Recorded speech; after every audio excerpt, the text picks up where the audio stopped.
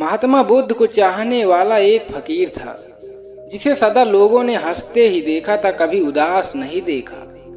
एक दिन वह सुबह उठा और उदास बैठ गया। झोपड़ी के बाहर उसके मित्र आए, उसके परिजन आए और वो पूछने लगे, आपको कभी उदास नहीं देखा? चाहे आकाश में कितने ही घंघोर अंधेरा छाया हो, चाहे जीवन पर कितनी ही दुखदाई बादल छाए, आपके होंठों पर सदा मुस्कुराहट ही देखी है। आज आप उदास क्यों हैं, चिंतित क्यों हैं? वो फकीर कहने लगा, आज सचमुच में मैं किसी एक उलझन में पड़ गया हूँ जिसका कोई हल नहीं सूझता। लोगों ने कहा, हम तो अपनी समस्या आपके पास लेकर आते हैं और सभी समस्याओं के समाधान हो जाते हैं। आप भी कोई समस्या आ गई, क्या है वो समस्या? उस फकीर ने कहा, बताऊंगा जरूर, लेकिन तुम भी हल ना कर सकोगे। मैं सोचता हूँ कि शायद इस पूरे जीवन में वो हल नहीं हो सकेगा जब तक कि मैं बुद्ध के पास न जाऊं। वह फकीर बहुत लंबी यात्रा तय करके अपने मित्रों के साथ बुद्ध के पास पहुंचता है। सभी लोग बुद्ध को प्रणाम करते हैं।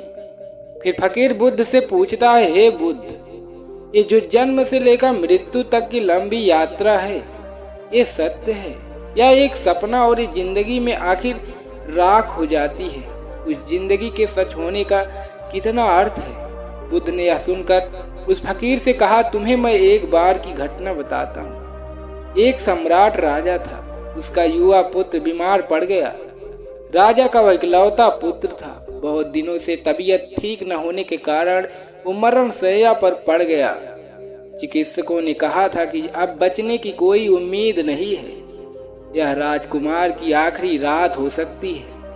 इस रात ही उसका दिया बुझ जाएगा, इसकी संभावना थी। राजा रात भर जागकर अपने पुत्र को देखता रहा और सुबह होते उसको झपकी लग गई। राजा अपनी कुर्सी पर बैठा बैठा ही 5 बजे करीब सो गया। पूरी रात न सोने के कारण राजा को गहरी नींद लग जाती है और एक सपना आना शुरू हुआ। उस सपने में राजा ने देखा, सारी पृथ्वी का मैं मालिक बन गया हूँ। मेरे 12 बेटे हैं। उन सभी बेटों के सुंदर स्वर्ण जैसी उनकी काया है। बहुत स्वस्थ, बहुत बुद्धिमान उनका शरीर है और सारी पृथ्वी पर उसका स्वराज्य स्वर्ण के महल है। उसके पास हीरे जवाहरातों की चिड़िया हैं। राजा सपने में बहुत ही आनंदित था, बहुत खुश था और तभी अचानक बाहर लेटे हुए पुत्र की सांस टूट गई। पत्नी छाती पीट पीट कर जोर जोर से रोने लगी। पत्नी के रोने से राजा की नींद खुल गई। राजा उठ खड़ा हुआ। गहरी नींद में आया सपना टूट खो गया। वो सपने के स्वर्ण महल वर्ण खो गए। वो 12 बेटे खो गए। वो चक्रवर्ती का राज्य। राजा ने देखा कि बाहर मेरा बेटा मर चुका था। पत्नी रो रही है, लेकिन राजा की आंखों में आंसू नहीं आए, बल्कि होंठों पर हंसी आ गई। पत्नी कहने लगी, क्या तुम पागल हो गए हो? बेटा मर गया और तुम हंस रहे हो। राजा कहने लगा, मुझे हंसी किसी बात से और आ रही। मैं इस चिंता में पड़ गया हूँ कि किन बेटों के लिए रोऊं। अभी अभी मेरे 12 बेटे थे, स्वर्ण का महल था, बड़ा राज्य था। तू रोई तो मेरा वो सारा राज्य छिन गया, मेरे 12 बेटे छिन गए। तेरे रोने से मेरी आंख खुली तो सब कुछ छिन गया और ये बीमार पुत्र भी खो गया। मुझे याद भी नहीं था कि मेरा कोई बेटा है और जब तक वो 12 बेटे थे, इस बेटे की मुझे याद भी नहीं आई। और जब यह बेटा दिखाई पड़ रहा है तो वो 12 बेटे खो गए। अब मैं सोचता हूँ कि मैं किसके लिए रोऊं, इन 12 बेटों के लिए या उन स्वर्ण महिलाओं के लिए या उन बड़े राज्यों के लिए या इस बेटे के लिए। मुझे हंसी इसीलिए आ गई कि कहीं दोनों तो ही सपने नहीं हैं, एक आंख बंद का सपना और एक आंख खुले का सपना। क्योंकि जब आंख बंद थी तब तक इस बीमार बेटे को भूल गया था और जब आंख खुली तो वो सपने में भी दिखाई पड़ा। वो भूल गया। ये सुनकर राजा की पत्नी चकित हो गई और कहते हुए उस फकीर से बोली, एक सपना जो हम आंख बंद करके देखते हैं और एक सपना है जो हम आंख खोल कर देखते हैं। इस दुनिया में जो हम बाहर देखते हैं वह भी एक खुली आंख का सपना ही तो नहीं है, क्योंकि आंख बंद होते ही जो हम बाहर देखते हैं वह भी खुली आंख का सपना ही है, क्योंकि आंख बंद होते ही वो मिट जाते हैं और खो जाता है और विलीन हो जाता है। आंख बंद होते ही हम किसी दूसरी दुनिया में पहुंच जाते हैं और आंख खोलकर जब हम देखते हैं उसका मूल्य सपने से ज्यादा मालूम नहीं होता। बुद्ध सभी लोगों से आगे कहते हैं, अपनी जिंदगी जी ली है। किसी ने 15 वर्ष, किसी ने 40 वर्ष, किसी ने 50 वर्ष।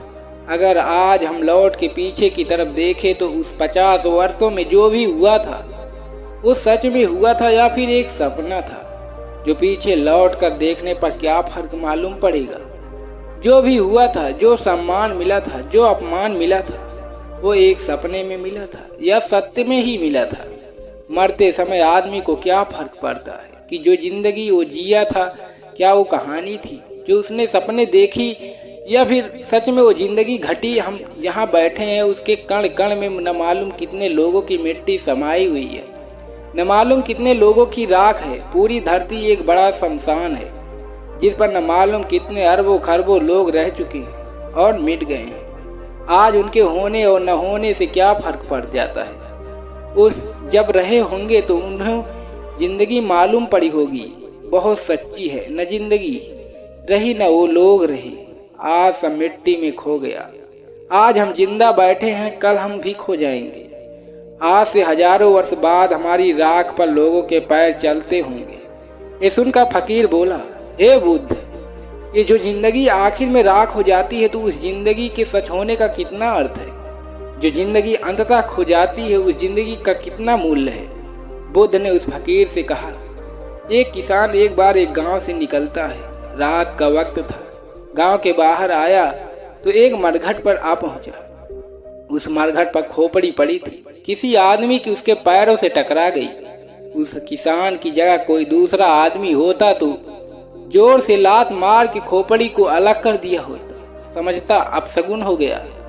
लेकिन वो आदमी बहुत अद्भुत था। उसने उस खोपड़ी को उठाकर सिर से लगा लिया और बहुत क्षमा मांगने लगा कि क्षमा कर दो, मुझे भूल से मेरा पैर लग गया। अंधेरा होने के कारण मैं रात में देख नहीं पाया कि आप भी यहाँ हैं।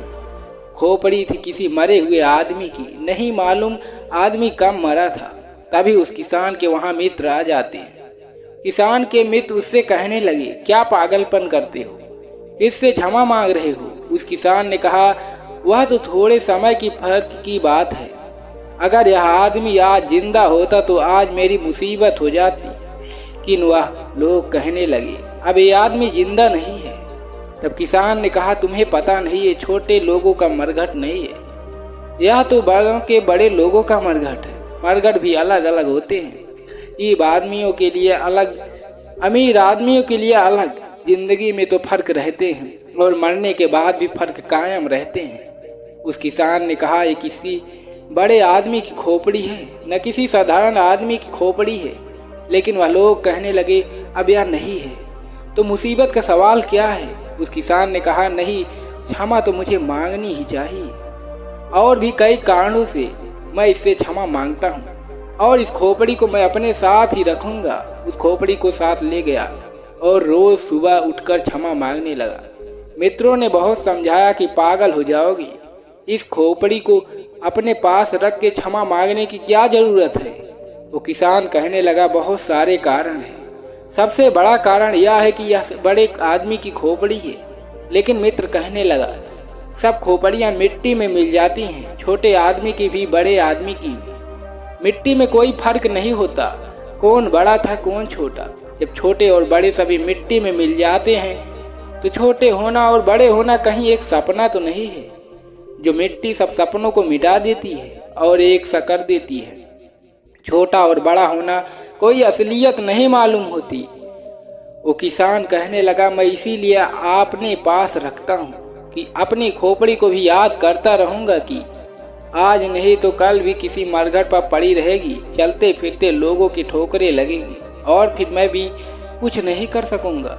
जब आखिर में यही जाना है तो आज ही मेरे सिर में अगर किसी का पैर लग जाए तो नाराज होने की जरूरत क्या है। अगर जिंदगी में मिट्टी में गिर जानी है, मिट्टी में गिरी हुई तो बुद्ध उस फकीर से कहते हैं, ये थोड़ी देर का ख्वाब है, थोड़ी देर का सपना है। लगता है कि सब ठीक है। अगर हम थोड़ा विस्तार से जीवन को देखेंगे तो पाएंगे कि सब कुछ खो जाता है, सब कुछ मिट्टी हो जाता है। उस फकीर ने कहा, जहाँ सब कुछ मिट्टी हो जाता है वहाँ सत्य मानने का कितना कारण है। सपना तो क्षण भर का होता है, रात में जिंदगी तो 70 और 80 या 100 वर्ष की होती है। फिर कैसे ये थोड़ी देर का ख्वाब है, थोड़ी देर का सपना हो सकता है। ये सुनकर बुद्ध बोले, अगर हम और थोड़ी आंखें खोल कर देखें तो इस विराट जगत में 100 वर्ष भी क्षण भर से ज्यादा मालूम नहीं होते। इस पृथ्वी को बने कोई 4 अरब वर्ष हो चुके हैं, इस सूरज को बने कोई 6 अरब वर्ष हो चुके हैं, लेकिन यह सूरज दुनिया में सबसे नया अतिथि है। और जो तारे हैं वो इससे भी बहुत पुराने हैं, उनकी संख्या का पता लगाना ही बहुत मुश्किल है। कितने पुराने हैं। इस विराट समय के प्रभाव में 100 वर्ष का अर्थ क्या होता है? कोई भी अर्थ नहीं होता। कभी चांद तारों को पता नहीं चलता कि 100 वर्ष कब बीत गए। 100 वर्ष ऐसे ही बीत जाते हैं जैसे घड़ी की टिक टिक बीत जाती है। हमारा जीवन भी ऐसे ही बीत जाता है। यह सुनकर फकीर बोला, लेकिन बुद्ध, जो जीवन हम जीते चले जाते हैं उसमें शांति कैसे मिलती है? बुद्ध बोले, जिंदगी अगर बाहर सपना दिखाई पड़ना शुरू हो जाए तो भीतर आदमी शांत होना शुरू हो जाता है। फिर हार और जीत में क्या फर्क है? फिर हार भी वही है, जीत भी वही है, फिर सम्मान भी वही है, अपमान भी वही है, मृत्यु भी वही है। फिर कैसी अशांति, फिर कैसी व्यक्तित्व के भीतर एक गंभीर शांति का अवतरण हो जाता है। वही शांति संकरा मार्ग है, उन शिखरों की जहाँ सत्य के मंदिर हैं। शांति के संकरा मार्ग से आदमी सत्य के मार्ग तक पहुँच ही जाता है, और शांति की संकरा मार्ग पर वही चल सकते हैं जिनको जीवन सपना दिखाई पड़ता है। जिन लोगों को जीवन ठोस एक सत्य मालूम पड़ता है वो कभी शांति के मार्ग पर नहीं चल सकते। ये सुनकर फकीर बोला, हे बुद्ध, जिस आदमी को जीवन सपना दिखाई पड़ने लगे उस आदमी का व्यवहार क्या होगा? जिस आदमी को जिंदगी यथार्थ मालूम होने लगे वह आदमी जिएगा कैसे?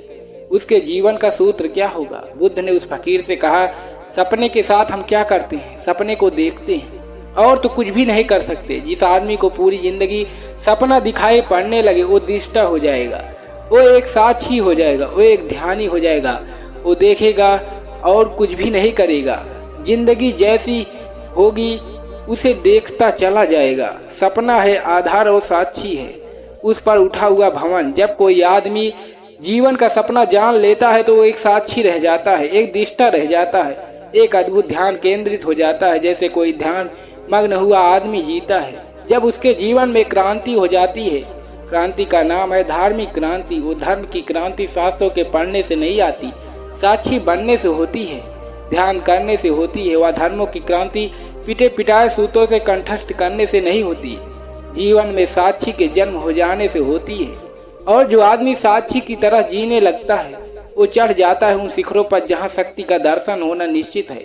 तो दोस्तों, इस वीडियो में बस इतना ही। मिलते हैं अगली वीडियो में। अपना ख्याल रखिए। धन्यवाद।